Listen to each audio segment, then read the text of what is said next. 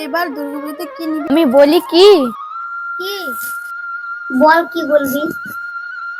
বাবা বলছিল এবার পুজোয় আমার জন্য 2,500 থেকে 3,000 টাকার মধ্যে পছন্দের যে কোনো জিনিস নিতে পারবো। ভালো তো, কি নিবি তাহলে? তোকে জিন্সটা খুব মানাবে। না রে, আমি অন্য কথা ভাবছি। কি ভাবছিস সেটা তো বলবি। ভাবছি 2,500-3,000 টাকার পোশাক শুধু আমার জন্য না কিনে লুটু সিংহর মেয়ের জন্য একটা কিছু কিনবো। ধারতে কাজ পাস না, তাই উল্টা পাল্টা ভাবছিস। না রে, উল্টা পাল্টা নয়। গত দুর্গাপূজায় মেয়েটা পুরাতন এবং প্রায় ছেঁড়া একটা চুড়িদার পরে মন্দিরে মায়ের ডালা নিয়ে এসেছিল। হ্যাঁ, দেখেছিলাম। কি খারাপটাই না লাগছিল, তখন বুঝতে পারিনি। নইলে কি? বাবাকে বলতাম রঞ্জনার জন্য একটা চুড়িদার কিনে দিতে।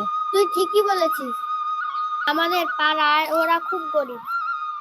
আমরা সবাই মিলে যদি আমাদের বাজেট থেকে 100 টাকা করে ওর জন্য রেখে দিই, তাহলে ওরও আমাদের মতো একটা পোশাক হয়ে যাবে।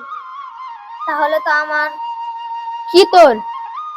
না মানে, আমি ভাবছিলাম বাবাকে বলে এবার পুজোয় 5,000 টাকা দামের লেহেঙ্গা নিতাম। হ্যাঁ, লেহেঙ্গাই নিবি। শুধু ওর জন্য 100 বা 200 টাকার দামের লেহেঙ্গা নিবি, ব্যাস। তাই করব।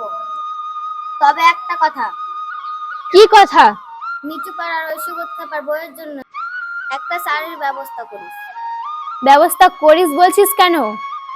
বল, আমরা সবাই মিলে 100-200 টাকা করে জমা করব। যারা আশেপাশে গরিব আছে তাদেরকে আমরা একটা কিছু দেব।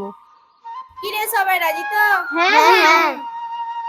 এভাবেই আমরা গরিব দুঃখীর পাশে দাঁড়াবো, মানবতার প্রতিষ্ঠা করব। মানবতার জয় হোক।